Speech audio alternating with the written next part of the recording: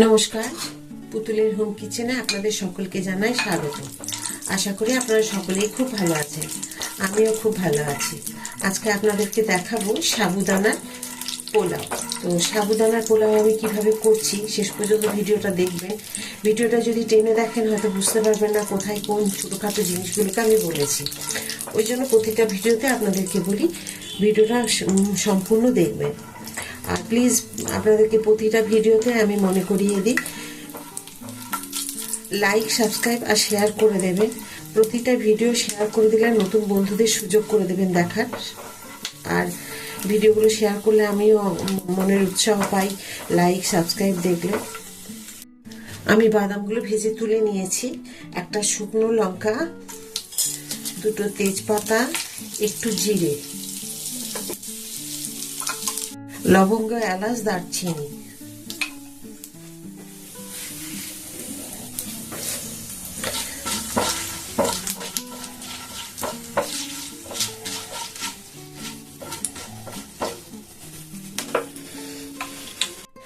আমি এখানে ছোট ছোট করে আলু কেটে রেখেছি, গাজর আর ক্যাপসিকাম একসাথে দিয়ে দেবো, এগুলো ভিজে দেবো।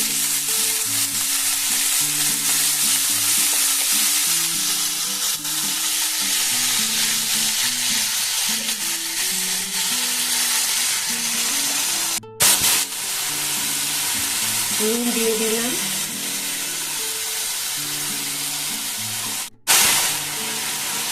একটু হলুদ দেব,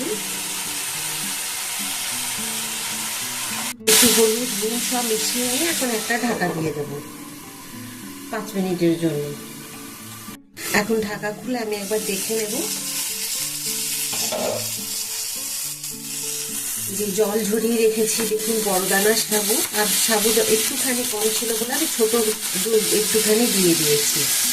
এগুলো এখন আমি দিয়ে দিলাম।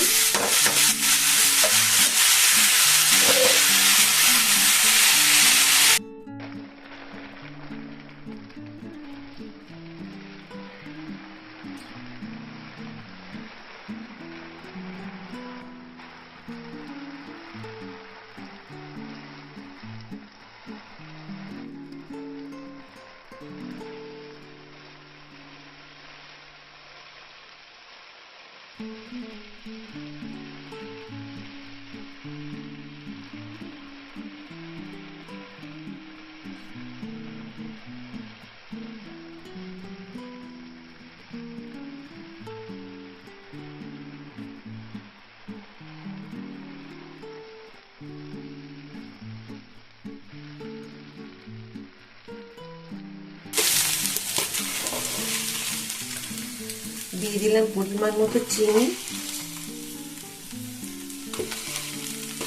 2 চামচ, একটু আদা গ্রেট করে দেবো,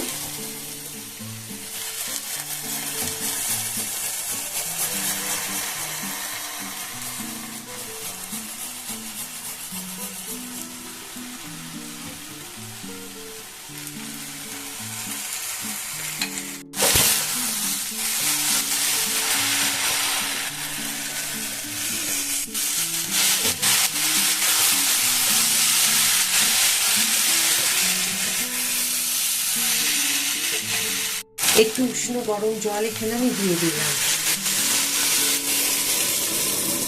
তেজপাতাগুলো তুলে রেখেছিলাম, নাহলে ঠিকভাবে ভাজা যাচ্ছিল, ছিটিয়ে ছিটিয়ে পড়ছিল তার জন্য।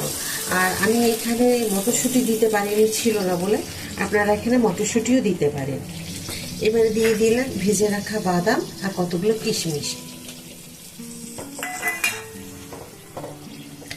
ব্যাস 10 মিনিটের জন্য একটু এটা ঢাকা দিয়ে দেবো।